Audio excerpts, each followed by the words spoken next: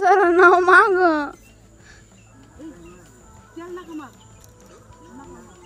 नमस्कार, आपण पाहत आहात पुणे लाईव्ह न्यूज. पाहुयात दिवसभरातील ठळक घडामोडी. खेड तालुक्यातील कडूस परिसरात दिवसेंदिवस एसटी बसच्या अपघाताचे सत्र सुरूच आहे.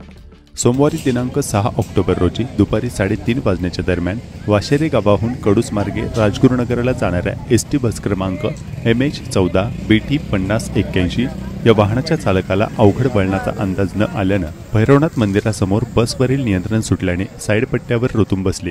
समोरून येणाऱ्या एसटी चालकाने चपळाईने एसटी बस बाजूला घेत 2 एसटी बसचा भीषण अपघात टळला.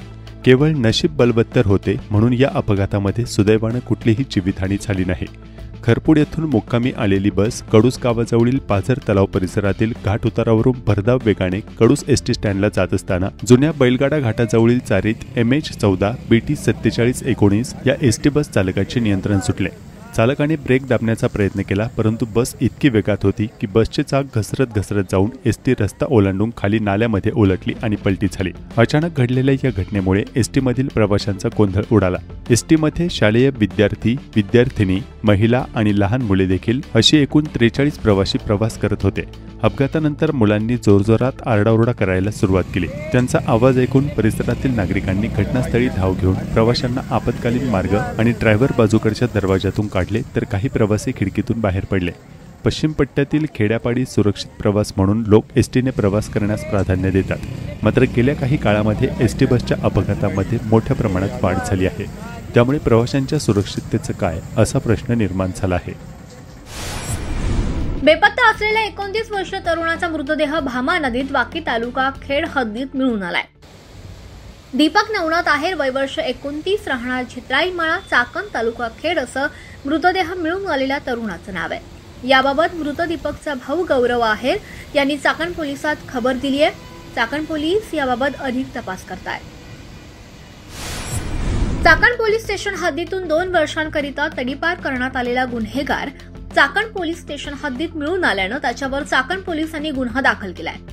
महबूब मकबूल नदास, वय वर्ष 24, सध्या राहणार वाकी तालुका खेड असं तडीपार असताना हद्दीत मिळून आलेल्या गुन्हेगाराचं नाव आहे. याबाबत चाकण पोलिसात गुन्हा दाखल करण्यात आलाय. सदर आरोपी आळंदी फाटा मेदनकरवाडी भागात वावरताना आढळला होता. चाकण पोलीस स्टेशनच्या हद्दीत अज्ञात व्यक्तींनी भोसे तालुका खेड येथील तुकाई एजे नावानं असलेलं रोहित्र जमिनीवर पाडून त्यातील तांब्याच्या तारा लंपास केलाय. रोहित्र खाली पाडून त्यातील तेल जमिनीवर सांडून त्यातील 20,000 रुपये किमतीच्या तारा लंपास केल्याची तक्रार महाराष्ट्र जबीज वितरण कंपनीचे माणिक लाटे यांनी चाकण पोलीस ठाण्यात दिली आहे. देशमुखवाडी येथे एक मोठा अजगर आढळून आलाय. देशमुखवाडी गावात संतोष देशमुख यांच्या घराच्या समोर 6 ते 7 फुटांचा पूर्ण वाढ झालेला अजगर आढळून आला. सर्पमित्रांनी त्याला नैसर्गिक अधिवासात सोडला आहे.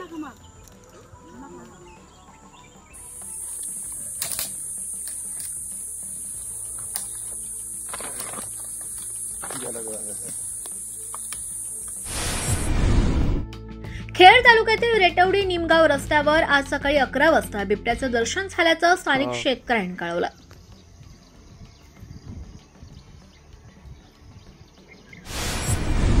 पांगरी तालुका खेड परिसरात बिबट्याचा वावर सुरूच असून पुन्हा या भागात बिबट्याने दर्शन दिल्याचं स्थानिकांनी कळवलंय.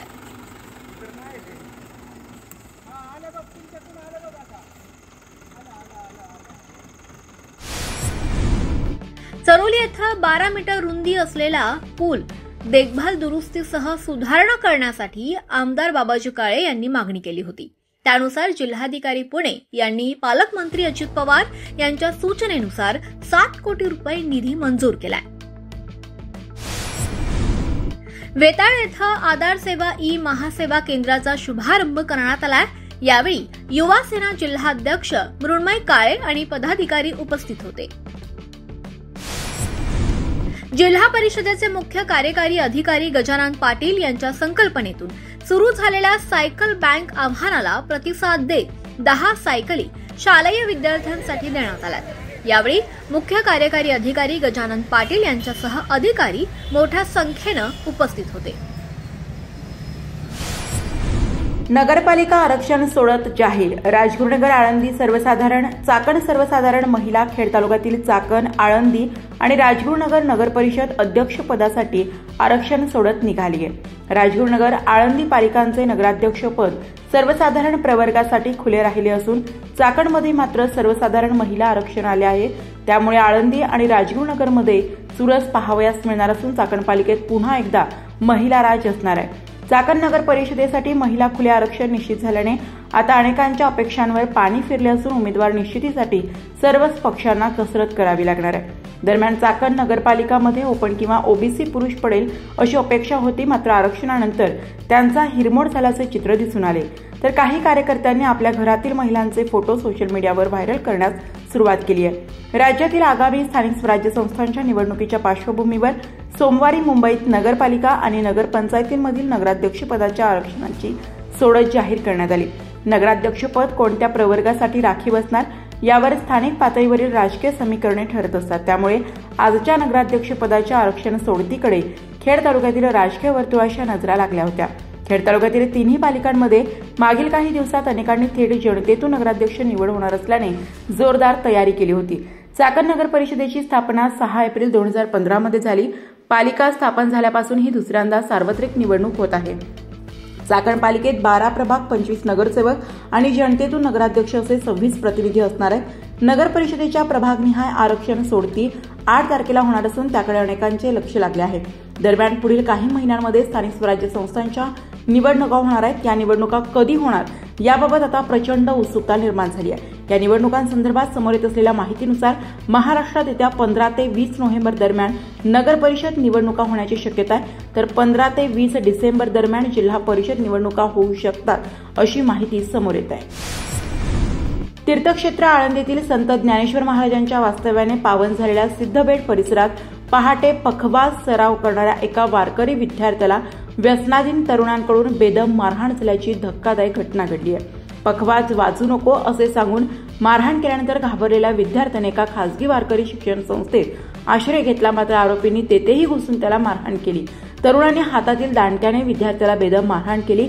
ही संपूर्ण घटना वारकरी शिक्षण संस्थेमध्ये असलेल्या सीसीटीव्ही फुटेजमध्ये चित्रित झाली. यातील 2 आरोपी पोलिसांना सापडले असून एक आरोपी फरार असल्याचे समजते. तळेगाव ते उरुळी कांचन दरम्यानच्या प्रस्तावित रेल्वे बाधित 12 गावातील बाधितांनी पीएमआरडी आयुक्त डॉक्टर योगेश म्हसे यांची भेट घेऊन निवेदन दिले व आपला या रेल्वेला तीव्र विरोध असल्याचे प्रशासनाला सांगितले. पीएमआरडी आयुक्त डॉक्टर योगेश म्हसे यांनी बाधित शेतकऱ्यांचे म्हणणे ऐकून घेतले. यावेळी आमदार बाबाजी काळे देखील उपस्थित होते. दरम्यान शुक्रवार दिनांक 10 ऑक्टोबर 2025 रोजी दुपारी 3 वाजता शिरूर लोकसभा मतदारसंघाचे खासदार अमोल कोल्हे कुरुळीसह 12 गावातील रेल्वे प्रकल्प बाधित शेतकरी यांच्याशी संवाद साधणार आहेत. वात्सल्य लॉन्स कुरुळी या ठिकाणी खासदार कोल्हे आणि बाधित शेतकरी यांची बैठक होणार आहे. महाराष्ट्र राज्य विद्युत कर्मचारी अभियंते अधिकारी कृती समितीच्या वतीने विविध मागण्यांसह खासगीकरण पद्धतीने उचललेल्या धोरणाविरोधात गेल्या 24 सप्टेंबरपासून आंदोलन सुरू करण्यात आले आहे. खेड तालुक्यातील सुरू झालेल्या आंदोलनात महावितरणचे 150 कर्मचाऱ्यांनी सहभाग घेतलाय. त्यामुळे खेड तालुक्यातील वीज पुरवठा वितरणावर परिणाम होऊ लागलाय. पावसाच्या उघडीपामुळे कांदा लागवडींना वेग आला असून या लागवडीवर विजेअभावी परिणाम होऊ लागलाय. चाकण संग्रामदुर्ग किल्ल्यातील पूर्वपार सुरू असलेला रस्ता पुरातत्व विभागाच्या निर्देशाने चाकण नगर परिषद बंद करणार आहे. तसे फलक नागरिकांच्या सूचनेसाठी चाकण नगर परिषद द्वारा लावण्यात आले आहेत. याबाबत चाकण शहरातील नागरिकांनी तीव्र नाराजी व्यक्त केली आहे. हा रस्ता बंद करू नये. आधीच वाहतूक कोंडीने चाकणकरांचे हाल झाले असून अंतर्गत महत्वाचे रस्ते देखील बंद केल्याने जनतेला प्रचंड मोठ्या असुविधेला सामोरे जावे लागणार असल्याचे गावकरी सांगत आहेत. चाकण आणि हिंजवडी या ठिकाणी रस्ते विकास करण्यासाठी शासनाने 700 कोटी रुपये दिले आहेत. त्यानुसार विकास कामे प्रस्तावित केली आहेत. चाकण भागात 30 वर्षांपूर्वी एमआयडीसी झाली आणि 10 वर्षांपूर्वी पीएमआरडीएची स्थापना झाली आहे. त्यामुळे 30 वर्षांपूर्वीचा बॅकलॉग काढण्यासाठी पीएमआरडीएला थोडा वेळ लागणार आहे. पुणे महानगर प्रदेश प्राधिकरण आयुक्त योगेश म्हसे यांनी पुणे लाईव्हबरोबर बोलताना असे सांगितले. आयुक्त म्हसे म्हणाले की आता पीएमआरडीचे कामकाज सुरळीत सुरू असून लवकरच सर्व ठिकाणी नेमके काय नियोजन आहे हे सांगितले जाईल. चाकण भागातील 11 रस्त्यांना मी मंजुरी दिलेली आहे. त्याच्या निविदा प्रसिद्ध करण्यात आल्यात. अन्य काही जे रस्ते सुचवलेले आहेत त्याबाबत भूसंपादनाची प्रक्रिया जिल्हाधिकारी पुणे यांच्याकडे सुरू आहे. त्यांच्याकडून भूसंपादन पूर्ण झाल्यानंतर सदर रस्त्यांची कामे मार्गी लावली जाणार आहेत. आंदोलन करण्याचा सर्वांना अधिकार आहे. चाकणकर आंदोलन करण्यासाठी PMRDA मध्ये येणार असल्याचे समजते. जेव्हा या ठिकाणी आंदोलनकर्ते येतील तेव्हा त्यांना ही वस्तुस्थिती मी अवगत करून देणार आहे. दरम्यान खासदार डॉ. अमोल कोल्हे यांनी PMRDA मधील भ्रष्ट कारभारावर मत व्यक्त केलं आहे. याकडे आयुक्त म्हसे यांचे लक्ष वेधले असता त्यांनी सांगितले की त्याबाबत शहानिशा करून चौकशी करण्यात येईल. काही चुकीच्या गोष्टी असतील त्याबाबत सुधारणा देखील केली जाणार असल्याचे देखील आयुक्त म्हसे यांनी सांगितले. चाकण वाहतूक कोंडीच्या अनुषंगाने आमदार बाबाजी काळे यांनी चाकणकर वाहतूक कोंडी संघर्ष समिती व सर्व पक्ष यांच्या आंदोलनाची दखल घेऊन विधानसभेत प्रश्न व चर्चा घडवून आणली. सार्वजनिक बांधकाम मंत्री शिवेंद्र राजे यांच्याकडे तळेगाव शिक्रापूर रस्त्याविषयी बैठक लावून घेत त्या कामाची निविदा प्रसिद्ध करून घेतली. तसेच पालकमंत्री अजित पवार यांच्या निदर्शनास या बाबी आणून देऊन त्यांच्या उपस्थितीत PMRDA बैठक घेऊन या भागातील तब्बल 11 रस्ते कामाच्या निविदा काढण्यात आल्या. तसेच अन्य रस्ते भूसंपादन करण्याच्या प्रक्रियेत आहेत. याबाबत जिल्हाधिकारी आणि भूसंपादन प्रक्रिया पूर्ण केल्यावर त्या कामाच्या निविदा काढण्यात येणार आहे. याबाबत आज पुन्हा PMRDA आयुक्त यांची भेट घेऊन सर्व कामांचा आढावा घेऊन तातडीने कामे मार्गी लावली असल्याचे आमदार बाबाजी काळे यांनी पुणे लाईव्ह न्यूज बरोबर बोलताना सांगितले.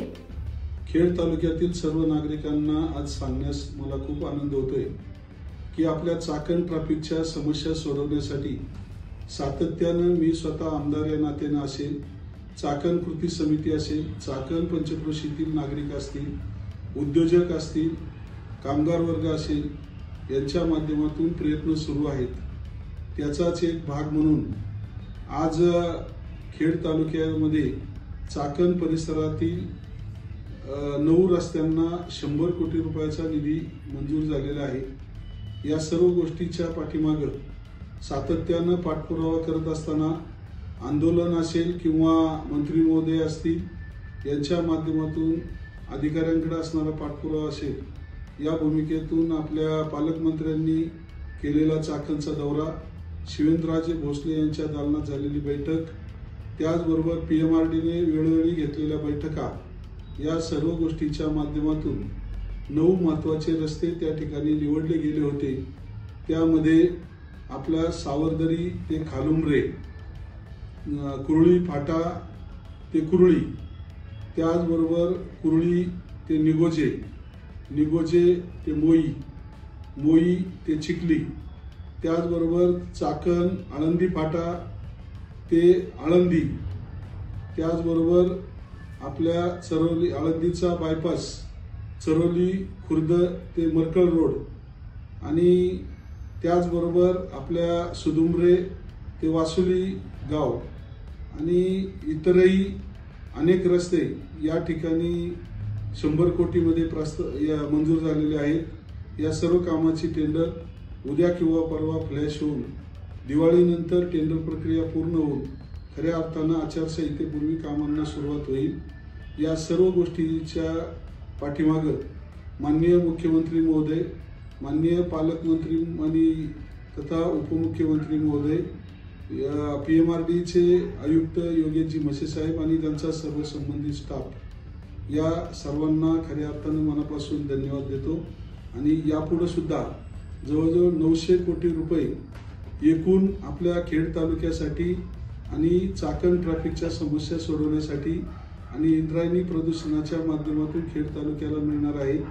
टप्प्याटप्प्याने यापूर्वी 44 कोटी रुपये मंजूर झाले, 73 कोटी रुपये येलवाडी फाटा येलवाडी देहू रस्त्यासाठी मंजूर झाले, आज 100 कोटी रुपये मंजूर झाले आणि येत्या 4-5 दिवसात सुद्धा अजून 150 ते 200 कोटीची कामं मंजूर होणार आहेत.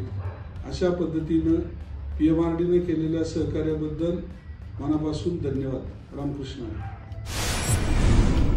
पुणे विभागस्तर शालेय वेटलिफ्टिंग स्पर्धेत महात्मा गांधी विद्यालय व कनिष्ठ महाविद्यालयातील राज्यस्तर शालेय वेटलिफ्टिंग स्पर्धेसाठी आर्यन वरकड यांची निवड करण्यात आली आहे. वेटलिफ्टिंग स्पर्धा सोमवार 6 ऑक्टोबर 2025 रोजी संपन्न झाल्या. सदर स्पर्धेमध्ये पुणे विभागातील 200 खेळाडूंनी सहभाग घेतला. त्यामध्ये महात्मा गांधी विद्यालय व कनिष्ठ महाविद्यालयाच्या 3 खेळाडूंनी सहभाग घेतला होता. त्यापैकी 1 खेळाडूंची नाशिक मनमाड या ठिकाणी राज्यस्तरीय शालेय वेटलिफ्टिंग स्पर्धेसाठी निवड झाली आहे. आर्यन नितीन वरकड 98 किलो वजन 190 किलो वजन उचलून नाशिक या ठिकाणी होणाऱ्या राज्यस्तरीय शालेय वेट लिफ्टिंग स्पर्धेसाठी निवड झाली आहे। तन्मय साहेबराव जाधव 65 किलो वजन गटात 117 किलो वजन उचलून तृतीय क्रमांक मिळवला। महाराष्ट्रातील सर्व तहसील कार्यालयामधील उपकोषागार म्हणजेच ट्रेझरी ऑफिस विभागाद्वारे सर्व नोटरी वकिलांना नोटरी तिकिटे मिळण्यासाठी महाराष्ट्रातील सर्व जिल्हाधिकारी यांना आदेश करावेत, जेणेकरून नोटरी वकिलांची गैरसोय होणार नाही, अशी मागणी राजगुरुनगर अतिरिक्त जिल्हा व सत्र न्यायालयातील वकील दीपक चौधरी यांनी मुख्यमंत्री देवेंद्र फडणवीस यांच्याकडे निवेदनाद्वारे मागणी केली आहे। महाराष्ट्र राज्यामध्ये यावर्षी 7,000हून अधिक नवीन नोटरी वकिलांची भारत सरकारद्वारे नियुक्ती झाली आहे। त्या सर्व नोटरी वकिलांना नोटरी तिकिटे मिळण्याकरता जिल्ह्याच्या जिल्हाधिकारी कार्यालयामध्ये कोषागार विभागात म्हणजेच ट्रेझरी ऑफिसमध्ये जावे लागते। त्यात त्यांचा वेळ वाया जातो। महाराष्ट्रातील प्रत्येक तहसील कार्यालयामध्ये या विभागाचे उपकोषागार कार्यालय आहे। तालुक्यातील उपकोषागारात नोटरीची तिकिटे सर्व नोटरी वकिलांना उपलब्ध होतील। महाराष्ट्र शासनाद्वारे महाराष्ट्रातील सर्व जिल्हाधिकारी यांना शासकीय आदेश पारित केल्यास संबंधित महाराष्ट्रातील सर्व नोटरी वकिलांचा अत्यावश्यक कामकाजाचा वेळ, पैसा आणि इंधन यांची बचत होईल। तसेच शारीरिक व मानसिक त्रास होणार नाही। राज्यातील नोटरी वकिलांची गैरसोय दूर करण्यासाठी लवकरात लवकर जिल्हाधिकारी यांना आदेश पारित करण्यात यावा, अशी मागणी ॲडव्होकेट दीपक चौधरी यांनी मुख्यमंत्री, महसूल मंत्री आणि पालकमंत्री यांच्याकडे केली आहे।